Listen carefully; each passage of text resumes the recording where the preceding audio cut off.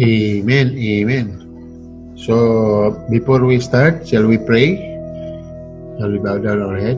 Father God, we thank you so much, Lord God, for this privilege that you have given us, Lord God, so that we will know about baptism and we can, hallelujah, be a true Christian, and as we are entering the door of faith, and you are the door, Lord God. Thank you so much, Lord God, having me at your back.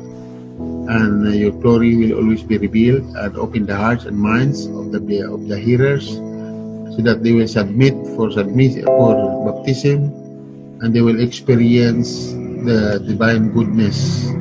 Thank you so much, Lord God, for everything. In Jesus' name, guide us with the Holy Spirit. Everybody say, Amen. So, ang pag-usapan mo natin ngayon ay tungkol sa bautismo. So, ano ang bautismo? So, ang bautismo sa original form ng Greek ay tawag diyan ay baptizo or bapto. Ibig sabihin, to immerse someone to the liquid, accompanied with prophecy and prayer for a spiritual meaning. So, kailangan na ilubog. Ilubog, ibig sabihin, hugasan. So, ang spiritual meaning ng baptism ay hindi po yung physical na tubig, kundi ang tubig nagsisimbolo ng salita ng Diyos. Di ba sabi ng Panginoon, siya ang tubig ng buhay? So, sinasabi doon sa 1 Peter 3:21 na ang tubig na nagbautismo sa inyo ay hindi nagpaalis sa marumi niyong katawan, kundi isang pangako ng isang malinis na budi. Ibig sabihin, ang salita ng Diyos na siyang tubig ng buhay ay siyang luminis sa iyo, sa iyong inner being. Kasi ang babaguhin ng Panginoon sa tao ay ang kanyang inner being.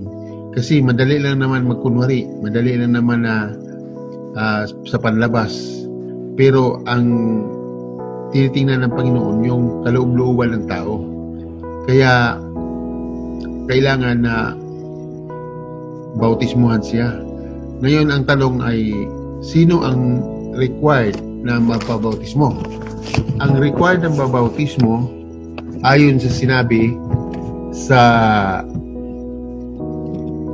Acts 2:41, those who accept the message, sa lahat ng tumatanggap sa salita ng Diyos ay kailangan bautismuhan. Sinasabi din sa Mark 16:16 na ang nag-repent tapos mabautismuhan ay makapasok sa karya ng Diyos. Ang hindi ay ikukondem. So yun po mga kapatid. At sinasabi din sa 1 Corinthians 12:13 na we were all baptized. Lahat tayo ay baptismuhan sa isang espiritu at lahat tayo ay iinom sa isang espiritu. Amen? So, mismo ang Panginoong Hesukristo ay nagpabautismo.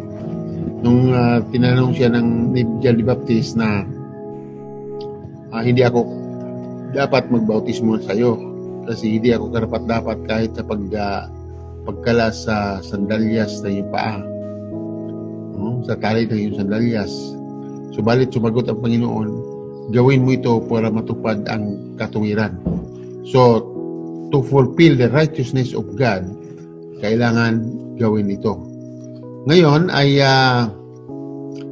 requirements bago mabautismo. Ano magagawin bago mabautismo? Kailangan mo na bago ka ilibing, no? Kasi ang pagbautismo ay isang uri ng paglilibing ng luma mong pagkatao. No? Ililibing ka. Pag-ahon mo, isa ka ng bagong nilalang. No? So sinasabi ng Panginoon na sa Acts 2:38, repent and be baptized. Anong ibig sabihin ng repent and be baptized? Ang repent and be baptized, ibig sabihin noon ay kailangan na mamatay ka muna sa sarili mo. Hindi physical na kamatayan, kundi mamatay ka sa sarili mong pagnanasa. Kapag namatay ka na sa sarili mong pagnanasa, ay mawawala na lahat ng bisyo mo, kahit na lalagyan ng sigarilyo, hindi na magsigarilyo, patay na nga eh. No? So, at isa ka ng bagong nilalang. So, sinasabi sa 2 Corinthians 5:17, if anyone who is in Christ, he is a new creation. The old has gone and the new has come. Amen? So, sinasabi ng Panginoon na mamatay tayo sa sarili nating pagnanasa at mabuhay naman tayo sa pagnanasa ng Panginoon, no? Sa divine purpose. So sinasabi dito sa Romans 6 verse 1 to 16, sinasabi dito, what shall we say? Then shall we continue in sin that grace may abound? So tandaan po natin na tayo po ay naligtas dahil sa habag ng Diyos, grace, no? God forbid, no? How shall we that we are dead to sin live any longer therein? Ibig sabihin, paano tayo mag-continue pagkasala, pagkasala, no? Paano tayo mag-continue sa kasalanan kung tayo ay patay na sa kasalanan? Verse 3, know ye not that so many of us, as we were baptized into Jesus Christ, were baptized into His death? Ibig sabihin, ay tayo nabautismuhan sa kamatayan ng Panginoong Hesukristo. So, the death, burial, and resurrection, yun ang bautismo. Pagkamatay sa sariling pagnanasa, ilibing ka sa tubig, at tapos mabuhay ka na spiritual. No? Verse 4, therefore we were buried with Him by baptism into death, that like as a Christ was raised up from the dead by the glory of the Father, even so we also should walk in newness of life. So lalakad daw tayo na sa bagong buhay. For if we have been planted together in the likeness of His death, we shall be also in the likeness of His resurrection. Ibig sabihin, bubuhayin tayo sa mga huling araw, buhay ka man o patay, ay isasama ka ng Panginoon sa Kanyang kaharian. So, knowing this, that our old man is crucified with Him, that the body of sin may be destroyed, that henceforth we should not serve sin. So, ibig sabihin na tayo ay napako na kasama ni Kristo. Dahil yung pagpapako ay, ang pagpapako, siya yun yung kaparusahan sa mga sinusumpa. No? Bagkus tayo ay, dapat tayo ang ipako, ang Panginoong Hesukristo ang nagpapako para tayo ay maligtas. No? Dahil nung araw, kapag sinusumpa ng buong ng bayan, ay ang parusa doon ay ipapako sa krus. So, in replacement to us, amen. Now, in verse 8, now if we be dead with Christ, we believe that we shall also live with Him. No? Namatay na tayo kasama ni Kristo, at tayo ay mabuhay kasama ni Kristo. Amen? Knowing that Christ, being raised from the dead, so died no more. Death has no more dominion over Him. So ang kamatayan ay wala ng kapangyarihan sa Panginoon. Yun ang last na panalunan ng Panginoon Jesucristo. For in that He died unto sin once, but in that He lived unto God. Verse 11, likewise, reckon ye also you yourself to be dead unto sin, but alive unto God through Christ Jesus our Lord. So, let no sin therefore reign in your mortal body, that you should obey in the lust thereof. Ibig sabihin na hindi na huwag mo nang panatilihin ang kasalanan ng ating kasalanan, ating katawan, no? We will hindi na natin sinusunod ang lust of the flesh. Kasi mayroong tatlong original na kasalanan. Lust of the eyes, lust of the flesh, and pride of life. Now, and verse 13, neither your member as instruments of unrighteousness unto sin, but yield yourself unto God as those that are alive from dead, and your members as instruments of righteousness unto God. Huwag mo lang ipagamit ang iyong mga kasarian, huwag mong ipagamit ang kung anong parte na iyong katawan o ang iyong mga ari-arian bilang instrumento ng kasamaan. Amen? For sin shall not have dominion over you. So, wala na daw kapangyarihan ang kasalanan sa atin. For you are not under the law, but under grace. Verse 15. So, what then? Shall we sin? Because we are not under the law, but under grace? God forbid. Amen. And verse 16, no, ye not that to whom you yield yourselves servants to obey. His servant you are to whom you obey, whether of sin unto death, or of obedience unto righteousness. So kapag sinusunod mo ang kasalanan, it will lead to death. But if you sinusunod mo ang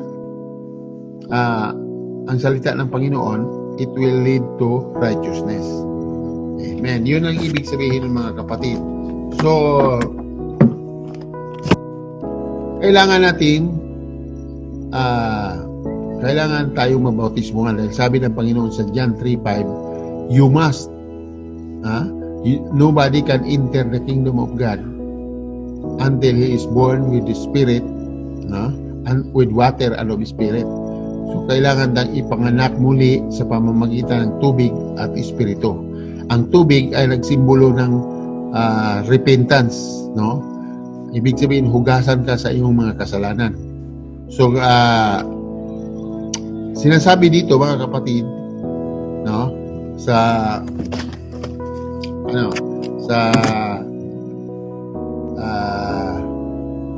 Acts. Sinasabi dito sa Acts, mga kapatid, sa Acts chapter 8, verse 27 to 39, no? Ito yung tagpo ng isang eunuch, no?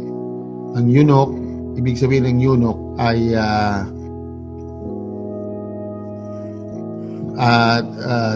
treasurer ng Kandasi. Ibig sabihin siya ang nagkikip sa lahat ng kayamanan ng reyna ng Kandasi, no? Basahin natin sa Acts chapter 8 verse 27